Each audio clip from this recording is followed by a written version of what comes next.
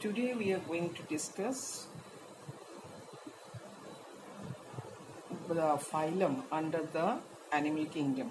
So today we will mainly discuss the phylum which are very primitive like Porifera, Coelenterata and all. So and gradually we will go to the more advanced phylum. Clear? So let us start our discussion. The first phylum is the phylum Porifera, which we commonly call sponges.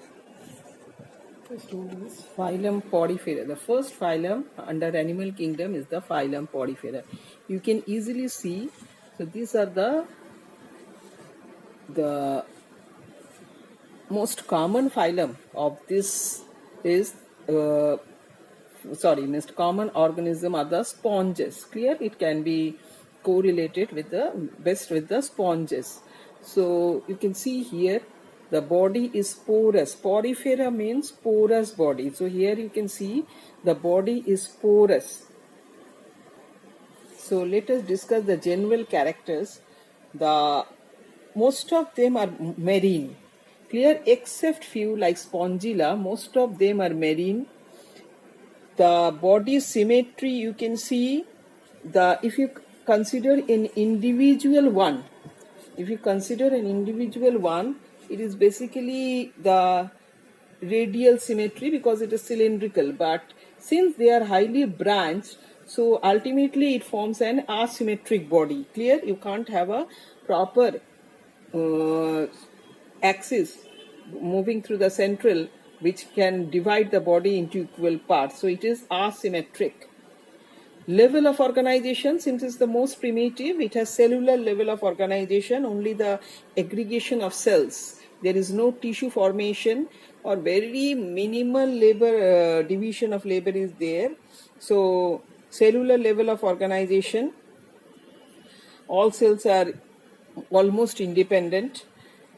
Diploblastic, that means the two germinal layer, that is the ectoderm and endoderm, actually give rise to the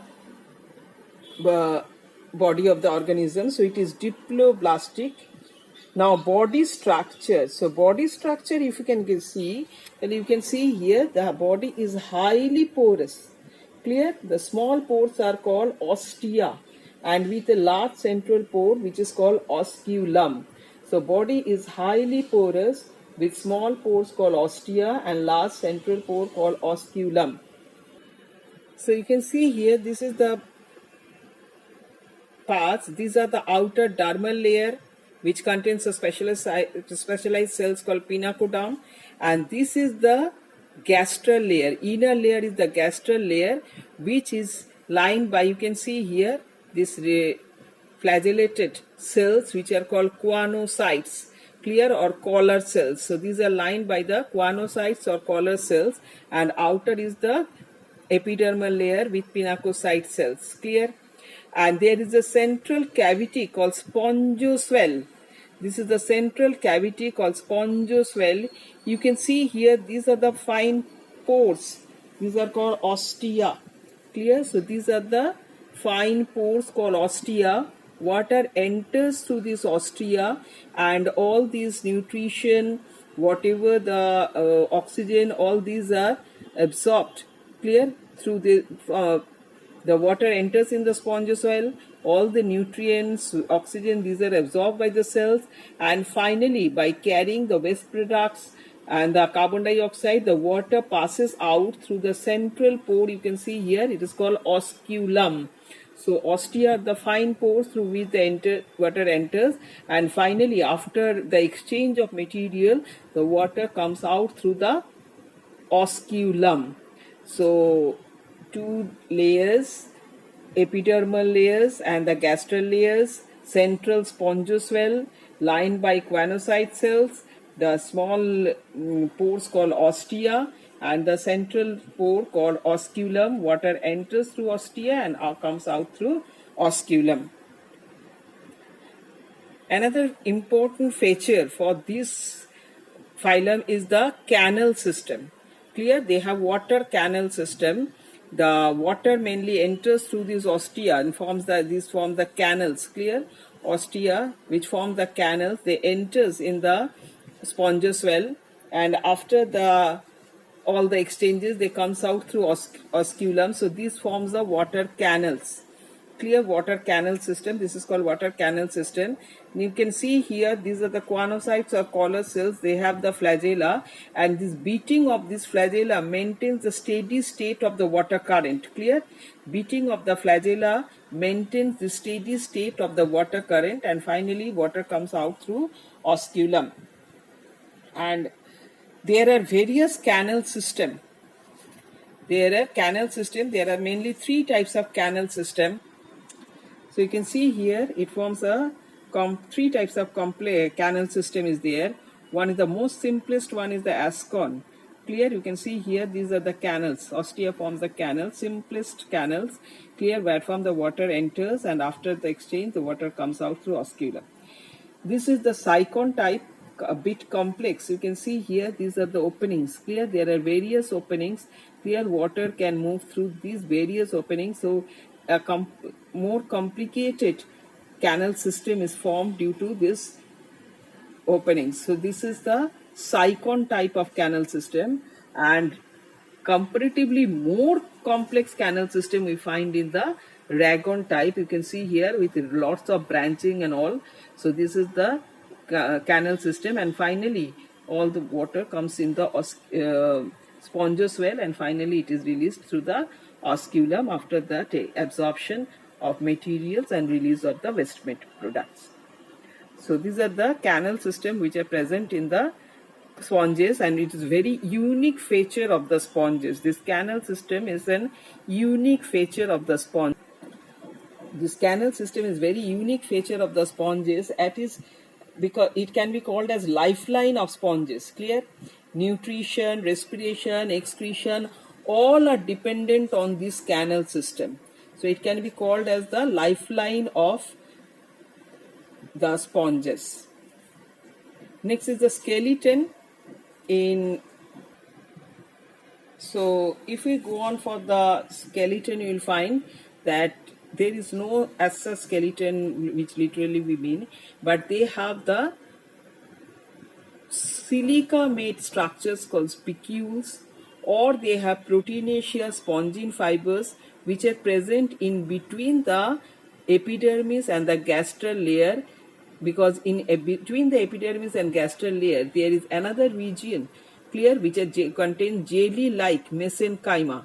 Clear? Jelly-like mesenchyme, and these spicules or spongin fibers are generally present in this jelly-like mesenchyme.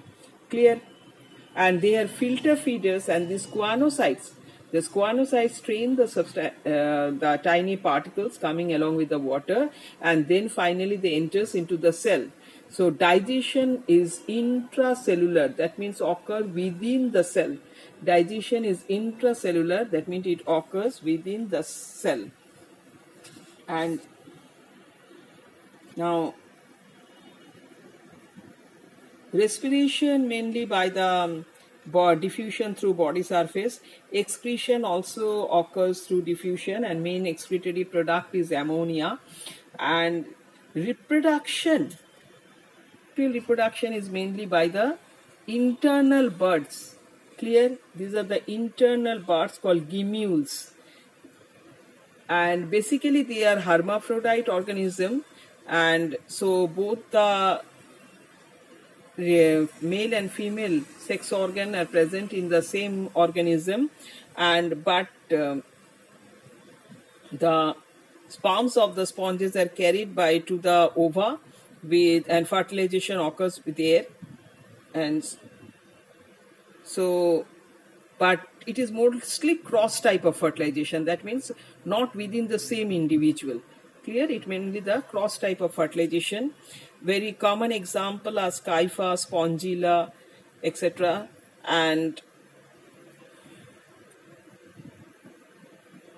I am just telling you the unique feature of this group, of this phylum: the porous body, cellular level of organization, a canal system. You can see here canal system already we have discussed. This is a lifeline of these organisms. So canal system for the passage of water current. Presence of choanocyte cells. Clear? These choanocyte cells are are very important. So you can see here a single choanocyte cell. Clear? With this is the cell with a collar, so it is also called collar cells, and with a flagella. These choanocyte cells are very significant. They are also called collar cells because first of all, they, by their beating of the flagella, they maintain a steady state of the water current within the canal system. Next, they brings the food and water along, the food along with the water is taken in, and again they strains the tiny particles or tiny organisms and finally send them within the cell. So choanocyte plays a very important role in phylum Porifera, and so this presence of this choanocyte is also an unique feature of this phylum. Other feature may be the presence of spongosoil. Clear? Is the spongosoil lined by choanocytes. Certain skeleton made up of spicules, silica made spicules or proteinaceous spongin fibers. Absence of mouth and digestive cavity is absent. They are sessile. Clear? So these are the basic unique feature, and otherwise we have discussed, and very so well developed canal system, presence of choanocyte, then porous body with various spicules and spongin fibers. These are the cellular level of organization. These are the absolutely unique feature of this group, this phylum. So next we are going for phylum Coelenterata or phylum Cnidaria. You can see now when you are, it is my suggestion that when you are reading Animal Kingdom, take one example, go through the diagram of that example and then read the characters. Then it will be very easy for you to remember for a long time the characters. Otherwise, so many phylum, so many characters, it becomes really hard to remember all those. So when you were looking through the diagram also of that one particular organism, or you can have more, so then only you can easily remember it for a long time. So next is the phylum Cnidaria, and we know that in one example, very common example of this phylum is the Hydra. So let us have the picture of the basic picture of the structure of the Hydra. Now, what are the characters? First of all, they are exclusively marine animals except few. Clear? And they are generally sedentary or free swimming. Symmetry, you can see here, they are radial symmetry. Clear? Because this is a circular one. Yes, radial symmetry, because this is a circular one. We are going through a longitudinal section, but actually you know that this is a cylindrical structure. So, or if we go on for the other one, this is the umbrella like structure. So in all cases they have a radial symmetry. Level of organization, now they earlier in Porifera we have cellular level of organization, but here we can see tissue level of organization. Clear? The level of organization is tissue level of organization. And now next is the body form. This is very important. They have two types of body form. Some are cylindrical, clear, with the tentacles at the upper portion, mouth and tentacles on the upper portion, and some are umbrella like with mouth and tentacles on the lower portion. These are generally sessile one, they does not move, and these are generally swimming, clear, free swimming one. This is called polyp and this is called medusa. So they may exist in the form of polyp, they may exist in the form of medusa. Only in certain cnidarian we find they are existing in both polyp form and medusa form. Generally this polyp form, they reproduce asexually by budding and all, and medusa form is the reproduct where they undergo sexual reproduction. In Obelia and all, we find both this polyp and medusa form. So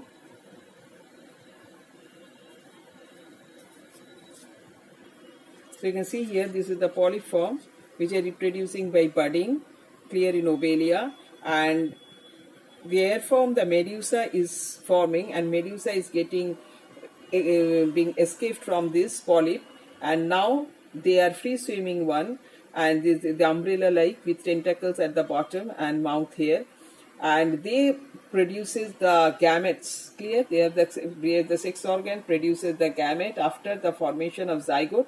This zygote again develops into polyp. So this is about the Obelia, where polyp and medusa. Appendages, they have these tentacles. You can see here they have the tentacles, which are the basic appendage. Clear body wall. Clear body wall, you will find there is a ectoderm and there is there is an outer epidermal layer. Clear, the which is called epidermis, and the inner is the gastrodermis. So this is the gastrodermis. So you can see here, this one is the outer epidermis layer. This orange one is the gastrodermal layer, and in between them you can see this black region. These are the jelly-like mesoglia. Clear? So epidermis, gastrodermis, and mesoglia in between them.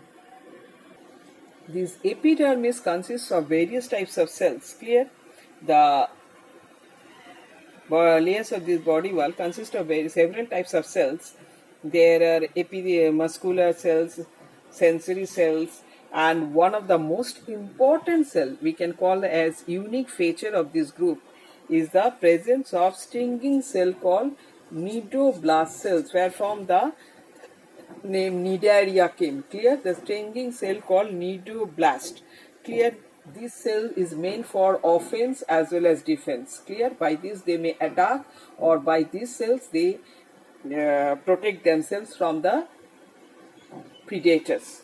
So these are unique feature, and you can see they had discharged the shootout when they require, because this is kept wind in between when they are not in action, and these cells are generally present in tentacles. Now when they comes in vicinity of a prey or a predator, this portion, this filament, clear, this thread-like tube, clear, which comes out with a shaft. This is the shaft.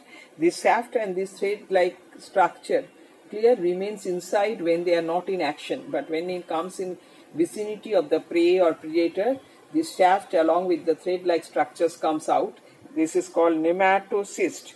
Clear? This long thread-like structure is called nematocyst, and they may coil around the prey. So they may coil around the prey and drag it. Clear? Or they may attach with the prey by glutenin. Certain adhesive structures is there to attach with the prey and drag it. Or they may produce some hypotoxin, clear, to paralyze the prey or predator. To paralyze the prey or predator, they may produce certain hypotoxin, clear. And even you can see the Physalia is one of these cnidarian which can produce a toxin which can even paralyze the people swimming in the sea. So you can see the strength of this nidoblast. So this cell is called nidoblast. Clear? It contains this is the cell nucleus. These are certain retractile rods, clear, supporting fibrils, and this is the main part, which is the shaft with various stylets and spines. The shaft is provided with spines, small spines. You can see one stylet is there, and a long thread-like structure, nematocyst, is there. Clear? So normally when it is not in action, they keep the nematocyst and the shaft inside, but when they comes in vicinity of prey or predator, they releases it out, and this nematocyst may take the hold of the prey by coiling round the prey or by producing certain glutenant or adhesive which can attach with the prey and drag it towards the organism, or it can produce certain toxin which will paralyze the prey or predator. Clear? So this is also a very unique feature for the cnidarians. If you go on for the body cavity, there are acoelomate, skeleton, mainly the calcareous exoskeleton which we find in the corals. Clear? In corals we find calcareous exoskeleton. These are the main skeleton support of this organism. Digestive tract. Clear? There is a sac-like cavity. You can see here is the blind end plan. Body plan is the blind end plan, and this is a sac-like cavity which acts as a digestive tract, or it is called swellentron, where from the swellentrata name came, or it is also called gastrovascular cavity. It has only one opening, that is mouth, as well as it is acting as anus. So since we have already learned that if it is there one opening acting for both mouth and anus, this type of digestive system is called, this digestive cavity is an incomplete digestive cavity. Now food enters, the water enters, or the substances which are to be engulfed enters through this mouth, and then there are various cells which absorbs those nutrients and oxygen and all, and finally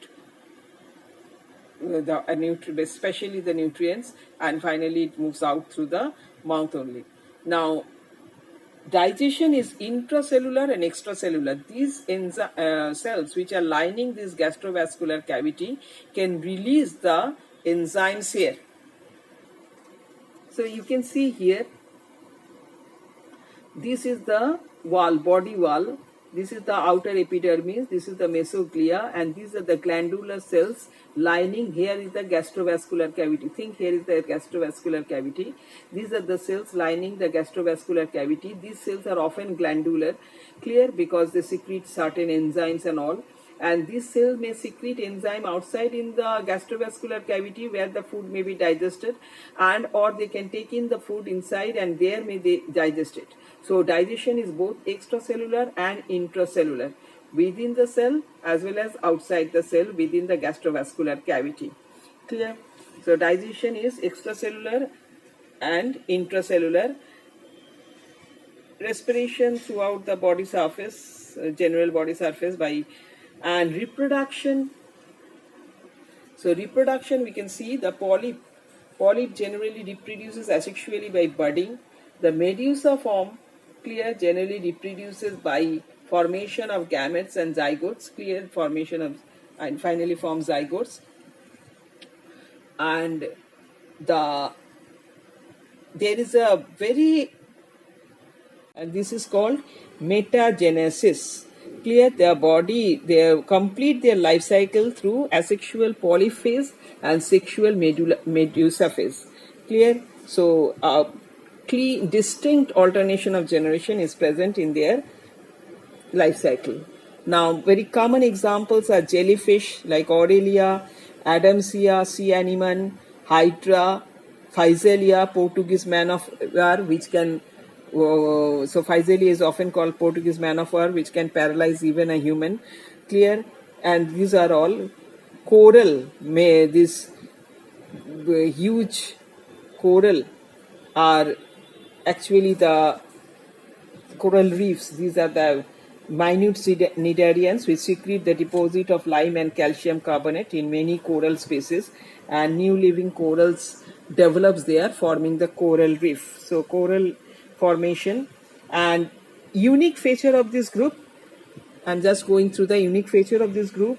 They are tissue level of organization, incomplete digestive tract, nidoblast cells for defense and offense, epitheliomuscular cells, the testes and ovaries are there but without any gonoducts. Clear?